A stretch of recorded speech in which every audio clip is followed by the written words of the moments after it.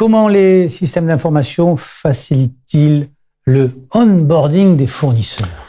Onboarding, comme son nom ne l'indique pas, enfin c'est pour faire monter les fournisseurs avec nous.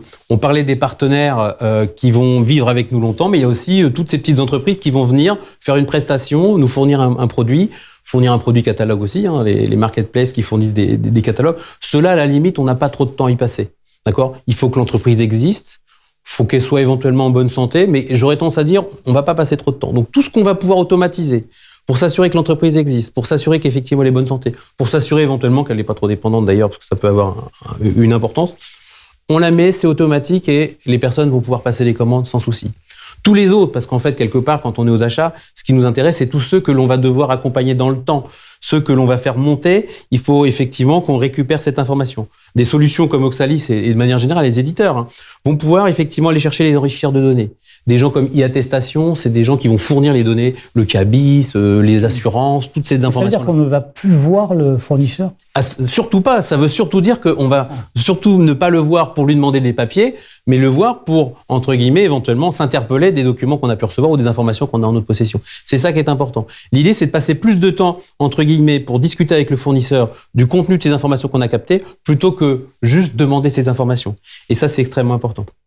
Bien. Quelque chose à ajouter, non ? Encore une fois, ce qui est important dans ce onboarding, c'est de garder du temps et cette valeur ajoutée de l'acheteur pour vraiment définir la communication et la relation que l'on veut mettre en place. Donc, tout ce qui est en amont, finalement, de cette captation d'informations, ça nous permet vraiment de travailler dans la communication et dans ce que l'on souhaite mettre en place avec le fournisseur pour définir les achats d'aujourd'hui, mais aussi de demain. Et le système d'information va permettre aussi de capter l'information en interne, parce que les achats, ils décident pas de tout. Il va falloir aussi convaincre les partenaires internes de travailler avec les fournisseurs que je choisis.